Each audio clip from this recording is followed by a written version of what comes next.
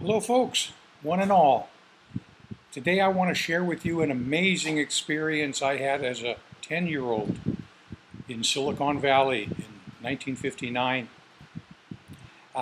This is the end of September 2019, and I want to get this out as I'm getting older. So I want to make sure that anyone's interested has a chance to hear this. So I'm just going to kind of close my eyes and go back to 1959 and tell you this story. So my parents had divorced, and my sister and I lived with my father up in Marin County, where we had a lovely little house on the water, actually on the bay. And my father remarried to a woman who lived down in Menlo Park. And they talked us out of leaving that house because the new stepmom had a nice swimming pool in the backyard. So anyway, we moved down there. Of course, I'm just 10, so I don't know what the hell's going on, but I'm down there, and we were just about 60 meters or so from the creek that runs in between Menlo Park and Palo Alto. On the other side of Palo Alto was the Stanford University, which in 1959 was just huge. You know, I don't know how many acres of barren land. So at any rate, my stepmother had rented out two of the bedrooms to graduate students, after her first husband passed away. So having graduate student type people living in the house wasn't any big deal. And so we moved in, and my sister and I each had our own bedroom. And shortly after, a man was introduced to the family, and his official name was Nathan Clagekowgeehi. But we called him Yogi. And he was a beautiful physical specimen that I'd say was either, 36, 38. Very strong, but round-tummied and very fine physical specimen. And he said he was Indian, East Indian, and he wore tuxedos.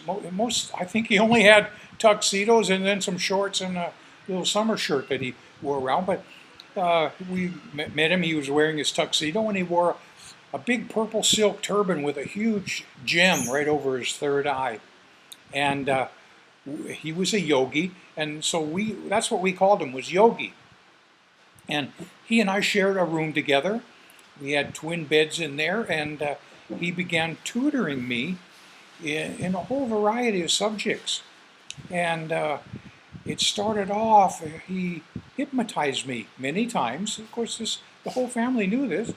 And he said that he had regressed me back into past lifetimes, and then proceeded to tutor me in those subjects that I was apparently professional at in past lives. And the biggest one was architectural drawing. Under his guidance, I did completely professional architectural full perspective drawings at 10. Many. And I remember the last project we did was two big pieces of drafting paper taped together. It was this huge, big panoramic, full perspective view of a single story house kind of thing, the stuff that was popular in the late 50s, early 60s. But of course, at 10, I didn't really think too much about this, but I remember there was quite a buzz in the family about it. And at any rate, he tutored me in a whole lot of things, including mental telepathy, where he'd have three little pieces of paper, and one of them had an X on it, and showed me how to focus and where is it, and then I'd tell him, and blah, blah, blah. And he also tutored me in polarity therapy with the hands and the feet, because the hands and the feet each have over 72,000 nerve endings. And so, for those that don't know us, for example, if you have a stomach ache, you can massage certain parts of the feet, especially, and the hands, and help that stomach relax. But anyway, this was in 1959, and of course, I didn't think much about it either. He tutored me in physical therapy in general. My stepmother had some issues with a ligament in her leg, and she walked with a cane. And anyway, he had me massaging her, and he taught me about the polarities in the hands and the feet and different things. He taught my sister tap dancing, and We played music together, and he was just an amazing character. He was a vegetarian, although he ate eggs. And I can remember many a weekend he would make these big souffles with just like scrambled eggs on the bottom and then put it under the broiler and cook the eggs from the top. And anyway, he lived with us for, I'd say, 2.5 to 3.5 months, something like that. It was a long period of time. It was a big deal. He was a wonderful guy, and although he said he was East Indian, I could see he was really an African stock. And he had kind of kinky, when he had his turban off, he kind of had kinky, wavy hair. And, you know, I know now as an adult, I know Indians versus Africans, and Nathan was definitely African, although he spoke a beautiful Oxford English. And he was an incredible guy, a big light in his eyes and his smile that would light up the room. And many, many amazing things happened. Like I remember one day walking into the bathroom. He and my sister and I shared one bathroom. Our parents had their own in the master bedroom. So I walked into the bathroom, and there was Nathan shaving his very coarse beard with a flexible Gillette razor blade in his hand, just shaving away like this. Of course, I didn't think a thing about it at the time, but as an adult, I realized, holy Toledo, you know, who the hell can do that? So I should tell you, after the 2.5, 3.5 months of this whole adventure where he hypnotized and taught all this stuff, the night before he left, he hypnotized me out by the pool, and he told me that he had come from another planet and that he had come to help prepare me for my life's work. And that's what he was doing there in the house, tutoring me, and he tutored my sister a little bit too. The emphasis was on me. She was only 7.5. So at any rate, a lot of amazing adventures ensued while he was there. And I remember at one point we were having a family party where there was, you know, maybe 8 or 10 adults there, and somebody had said, well, they had heard that yogis from India could put needles through their cheeks. And everybody was saying, come on, hey, come on, yogi, do that, do that. And he didn't really want to do it, but they wanted to do it. So he said, okay. So they went and they got a darning needle, you know, a big darning needle that was about 3 inches long. So it was quite wide, too, to support that length. And he just pulled his cheek out and went around and started working it in there and pulling it out through the inside. This was right before our eyes. There was no way that it could be faked. And it took him several minutes, maybe like 10 minutes to do the whole thing. He got it through and pulled it out, and there was absolutely not a speck of blood. There was no red to be seen anywhere. And immediately upon the needle passing through, the skin on the outside closed, you couldn't see a hole. So that was pretty cool, even for a 10-year-old. But again, I didn't think all that much about it. But not long before he left, the one test I failed was he and I were in my bedroom and working on something on the drawing deal on my desk there. And then he said that he could change forms. And that was pretty far out. Of course, again, as a 10-year-old, I don't know. Maybe all those big people can change forms. But anyway, he said he could change forms and you want to see it. And I said, yeah, okay. So all of a sudden, we were sitting there and the vibration in our immediate environment, you know, just started going like, yeah, I could just feel this. I remember the hair on my arms stood up on end and my neck, and I was like, whoa. And I kind of freaked out and ran out of the house, ran up the street, over the street to a friend's house and said, Nathan, he was going to change forms and all this stuff, you know.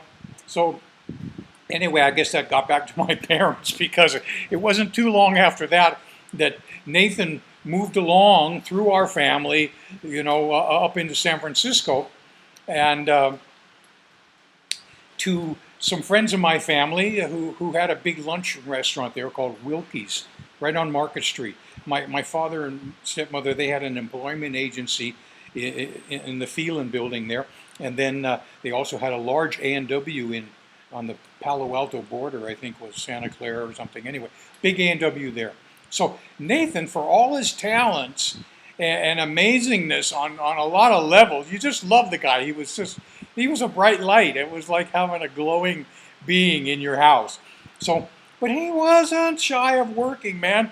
I remember once we went to the A&W and he was over there helping my father prepare for a health inspection, and he was of course, in his shorts and a shirt. And he was just on the floor and scouring, and he was like the best worker you could ever imagine. Because now I understand he was just like having fun. This is like, wow, I get to clean a dirty old fucking A&W kitchen. Wow, what a cool thing to be able to do. Seems like that was his attitude. So, and then when after he left, and my parents took him to this Wilkie's on Market Street, who they were friends with, and he did the same thing there. They were preparing for a health inspection, and Nathan was tearing this kitchen up. He was like a kid in a candy store, He was really going after it. I was blown away. The way he was working. Then all of a sudden, 12 o'clock. He went up to the balcony. I mean, this was a big place. They probably served over 1,000 lunches. It was only a lunchtime deal, so from like 10:30 till 1:30 or something. People early or late lunch. So Nathan, 12 o'clock, he went up to the second story where they had a huge grand piano. He sat down at the piano and just started playing this incredible music. No sheets, just playing it. And he played for an hour straight, and it was just like incredible. But again, as a 10-year-old, I had no real perspective of how incredible that all was. So anyway, after this long experience, and he hypnotized me, and he told me that he'd come from another planet to prepare me for my life's work, and he put that into my subconscious. So I didn't think about it. Again, I didn't remember it again until 1974, and that's when I fully remembered it, although somewhere in the middle, in the late 60s, I ran into a high school friend of mine one night, and he said the night before he was out in West Marin, and a big UFO had appeared right in front of him and shot like a laser light right down to his forehead. And he was telling me the story. And when I remembered that, when he told me that, I remembered about Nathan. I said, fuck, Nathan. And, I told him all about Nathan and my whole experience. And then it was gone again. I never thought about it again till 1974 when I was living in the fjords of Norway. But that's a little farther down the line. Let me jump back here. So Nathan's gone. My parents' marriage only lasted a year or so. And then when I was in the 8th grade, I was 12, 13 years old. And my best buddy and I found ourselves down at the Santa Cruz amusement park, Playland by the beach or whatever it was for some reason. Remember, Nathan had taught me about concentration, mental telepathy and concentration. So here's my buddy. Of course, I hadn't thought of Nathan in all those times, right? So my buddy and I are in the line for the bumper cars. And all of a sudden, I had this really strong feeling that bumper car over there, it's got $20 laying on the seat. And I was real excited. I told my friend, hey, God, there's going to be $20 laying on the seat. And he's going, yeah, how do you know that? So anyway, I very intently followed this thing through the whole cycle of them running around bumper cars and everything. Remember, it took a lot of concentration because those things are kind of chaotic. So anyway, the buzzer's up, and they get up and run out, and I ran as fast as I could right for that bumper car. And there on the seat was a $10 bill. And I picked it up, and I thought, oh, shit. It's supposed to be a 20. And anyway, stuck it in my pocket. And we went on, and of course, that was like 1962.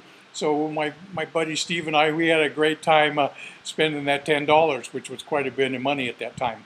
So anyway, I didn't think about Nathan. I didn't think about it at that time. Only when I ran into my friend who later became a quite famous lawyer. So here I find myself living in the fjords of Norway with my little sweetie pie wife on the southern side of a big mountain overlooking the fjord and blah, blah, blah. It was just gorgeous and all alone. And I was already, been through the whole flower child thing, and I was really interested in trying to help save this planet that these idiots that were running the place didn't seem to know what to do. I was so naive, I just thought they were ignorant. I didn't understand that they were doing that shit intentionally. So anyway, nonetheless, I found myself hibernating in the deep, dark Norwegian winter.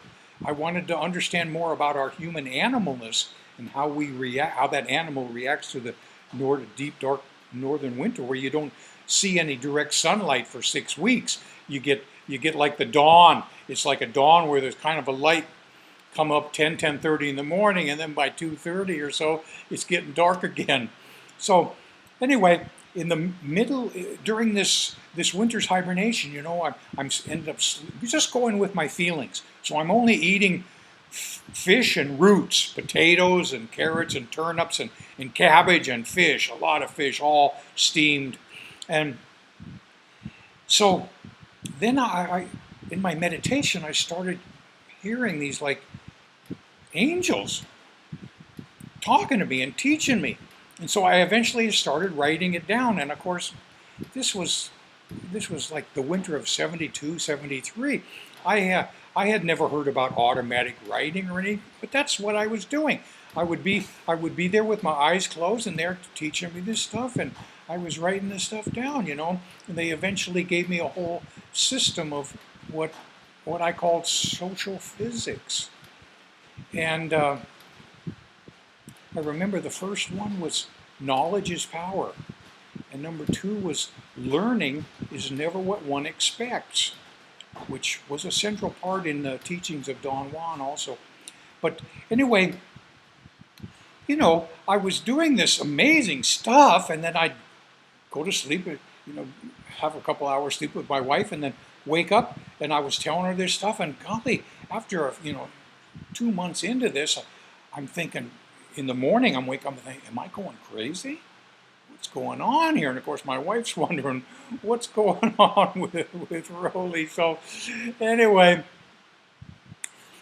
one night, I was doing this meditation, and I looked in the candle, and I saw Nathan's face. I think he had his turban on too. I saw, remember, I had never thought about him since 1959. This is 72, 73. And I see this face. I instantly know it's Nathan. And I remembered, it was like somebody turned the lights on in a dark room and you can see everything. I remembered all these things about Nathan. And it was a big deal. It was the middle of the night, and we had a friend visiting. And I woke everybody up, and we dug out the frozen currant berries, and I ran up to the neighbor's farmhouse who owned our little house too. And I scooped off about a half a gallon of cream off the top of his milk cans. And we had a big party in the middle of the night with sugar all over these kind of sour currant berries. And the berries are frozen, poured sugar on it, and then poured pure cream over it. And it all froze instantly. So we had a huge celebration in the middle of the night about remembering Nathan. So from that time on, I spent quite a few years thinking about this whole thing with Nathan. I didn't return to the States until 1975. And as soon as I got back, I asked all the adults that knew him as an adult what they thought about it and what was their experience of Nathan or Yogi. And my sister told me that she could remember one night she was in her bedroom sleeping in a dream. And she said, Nathan came to her in her dream and said, Chrissy, open your eyes and come out into the living room. And so here she was in a dream. She, without changing consciousness, she just opened her eyes, got out of bed, walked into the living room, and there was Nathan sitting in the lotus position in this chair, smiling and nodding at her. And it's just like she knew that he knew, that was a pretty mind-blowing experience, to think that there are beings that can actually go visit you in your dreamland and interact with you. And so another amazing thing about this was my uncle. My father wasn't a real deep thinker. He was a wonderful, wonderful father, an incredible single parent, but he wasn't a very deep thinker. So, but his older brother was. So I went and asked my uncle about this, and he was quite a smart guy. This uncle of mine, he was He was the head claims adjuster for the Navy for the entire Pacific Ocean region. So he was very smart. He had a huge responsibility, and he was an amazing guy himself on a whole nother level. So when I asked him about Nathan, he said that immediately upon hearing Nathan speak, that he himself was awed into silence. He said he just wanted to shut up and absorb everything this human being was saying. He appeared to be a human being, you know. So anyway, my uncle, who was a super smart guy, was just blown away by the vast intelligence of old Nathan Clagekowgeehi. So that was a great reassurance that it was all real. And everybody knew him. And like I said, he lived with us for several months and blew everybody away. So he had tutored me in the design, which of course is part of, you know, my thing now. And I don't want to reveal too much because I want to stay anonymous with this. And that's why I'm asking Mary to blur out my face for this. I don't want to wake up one morning with 1,000 emails in my box or anything. I'm living a very low-key, peaceful life out in the countryside, on the edge of a small town in the middle of Southeast Asia somewhere, where I've been for over 2.5 decades. So that was my story about being visited by Nathan. And actually, that also happened at the exact same, within that exact same 3-year period that Thor, Valiant Thor, and Amma and Elder Dan arrived at the Pentagon. I'm sure people in the consciousness movement are aware of this, where the U.S. government was given an announcement that they would be arriving at one of the military bases just on the edge of Washington, D.C. on a certain time and a certain time. And they sent a limousine to pick them up, and the spacecraft landed, and Thor, sometimes referred to as Valiant Thor, and Amma and Elder Dan got out, came into the car, and they took them to the Pentagon, where they lived for 3 years and tried to convince these fucking idiots that run the planet that we can convert this mess into a paradise for everybody. 3 years, they couldn't do it. They were too focused on that. We're in a Cold War, and those are the bad guys, and we got to build up the military and get ready to kill people, you know. So that happened at the same time. And then years later, in 1974, that was after I left Norway, but before I returned to the States, I was living in Switzerland. And I was living there during the exact same time when the Pleiadians first made conscious contact with Billy Meyer, who, that's a huge story. If anybody doesn't know about it, they can Google Billy Meyer. He's still alive and today. Amazing guy with an incredible story and vast amounts of evidence and all sorts of stuff. But I'll mention this one thing, because at that time when I was getting ready to come home, I didn't know about it. He was only, 100 kilometers away, but I hadn't heard of this story whatsoever. So I'm going to come home from Switzerland to California, and the first thing I had was just a flight from Switzerland to New York. And I arrived in New York. I had no idea how I'm going to get to California. And I went to some window, I made some inquiries, and all of a sudden I found out there's a seat available on a flight to LA that's going to go by way of Dallas. I said, well, that's okay. And they said, hurry up, you just got a few minutes. So I remember running through and carrying my portable therapy table and my duffel bag with all my clothes and my conga drum in it, and ran out there and got to where I had to go, and came around the corner into a big, one of those big buildings where all the different ports are. And I could see down, it was about 150 meters, 200 meters away, the number of my gate. And I'm coming around, I'm looking for the numbers. I see the number, and there out in front of the gate is this woman that from that distance, I couldn't tell her age or anything about her. But she was like jumping up and down and looking over at me, and she was excited. It was like she couldn't contain herself, like she just wanted to jump out of her skin. She was so excited. And of course, I was hustling down there carrying this whole thing, and I had to check him in at the gate and whatever.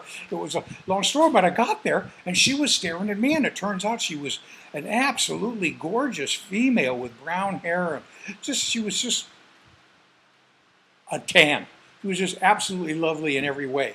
And I didn't put it together. I was kind of a jet lag just from a long flight from Switzerland. And I'm just happy that I made it there before they closed the gate. And there was this gal, and she got on the plane too. She was all excited. She was trying to contain herself, but very tuned into me on every different level. And we kind of went on the plane together, but we weren't sitting together. So anyway, after we got up to cruising level, I went to go to the bathroom, and there she was standing at the back row of all the seats. It was like she was waiting for me.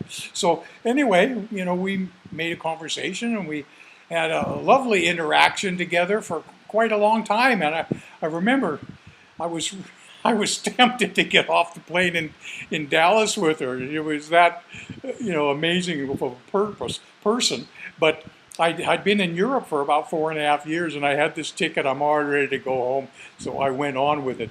But, I've often thought no one knew I was going, and especially I didn't even know I was going till I got there to the airport, and here's this gal. It's like they knew where I was going. I'm convinced she was one of the Pleiadians who was somehow guiding me along the way. She knew that I would eventually figure it out, because it was an impossibility that anyone could possibly know other than someone who was tuned in on a psychic level. So that's my a quick review of the experience I had with Nathan. But what this brings up for me, and then probably some of you will be wondering the same thing, is what does it all mean? Why? Why would they come and tutor me? Why would they come to anybody and share information and somehow try to nurture me along with my path? And then, like I said, he put it into my subconscious, because during the 60s, in the middle of the 60s, if you started talking about an extraterrestrial had visited you and tutored you, well, there wasn't a question about it. They'd lock you up in the nut house.